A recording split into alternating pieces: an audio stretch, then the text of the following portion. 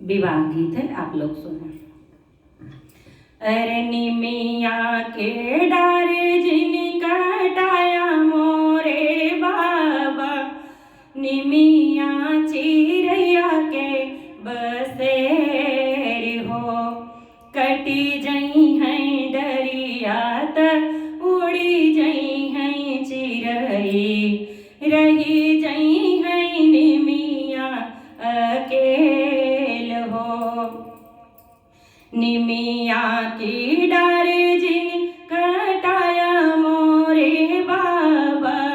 निमिया चिरैया के बसेर हो, कटी जई हैं डरिया त उड़ी जई हैं चिरई, रही जई हैं निमिया अकेल हो, कटी जई हैं डरिया त उड़ी जई हैं चिरई, रही जई हैं निमिया अकेल हो।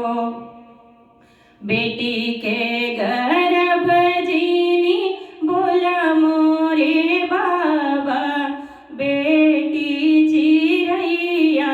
समान हो,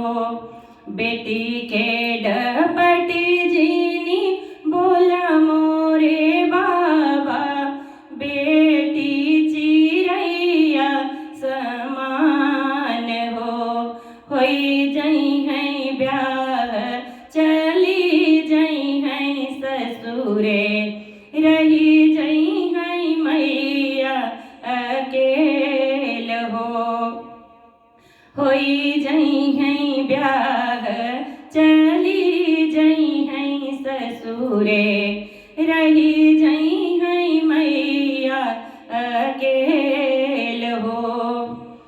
मंडप बीच मड़ौआ में पूछई बेटी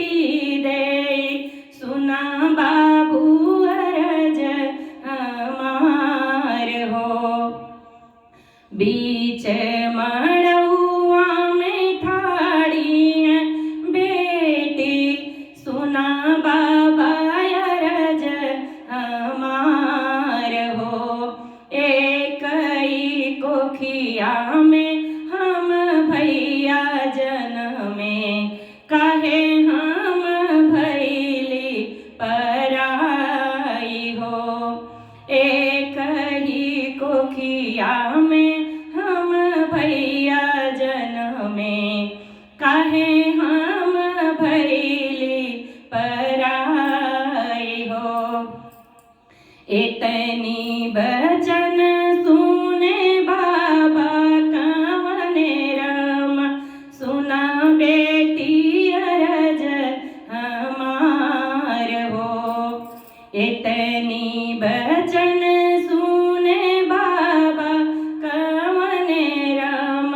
सुना बेटी अरज हमार हो, भेजबई बेटियवा ले अउबई पतोहिया, ई दुनिया के रीत रिवाज हो, भेजबई बिटिया ले अउबई पतोहिया, ई दुनिया के रीत रिवाज हो।